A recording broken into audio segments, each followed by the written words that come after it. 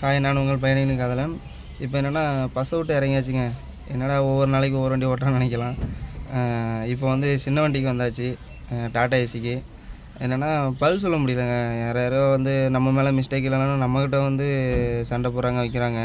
அதனால் இப்போது நான் ஓன் பிஸ்னஸ், நம்மளே பிஸ்னஸ் பண்ணுறோம். யாருக்கும் பதில் சொல்ல வேண்டிய அவசியம் இல்லை. ஸோ இப்போ அதனால் முதலோடு எடுத்து வந்திருக்கேன். அந்த முதலோடு எங்கே வந்திருக்கேன்னா பாருங்கள், உங்களுக்கு எல்லாேருக்கும் பிடிக்கும், வண்டி ஓட்டுறவங்க எல்லாத்துக்கும். இப்போ எங்கே வந்திருக்கேன்னா அசோக் லேனர் கம்பெனி தாங்க. கம்பெனி பார்த்தோன்னே நானே ஷாக் ஆகிட்டேன். இப்போ தான் முதல்ல இந்த கம்பெனிக்குள்ளே வரேன்.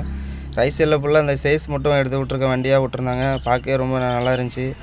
நம்ம வண்டியில் ஏற்றிட்டு வந்த பொருள் என்னென்னா இந்த ஸ்டெப்னிங்க, லாரிக்கு இந்த ஸ்டெப்னி பஞ்சர் ஆகிட்டுனா இறக்கிட்டு ஏற்றோம்ல, அந்த ஸ்பேர் பார்ட்ஸ் தான் நம்ம வண்டியில் ஏற்றிட்டு வந்தோம்.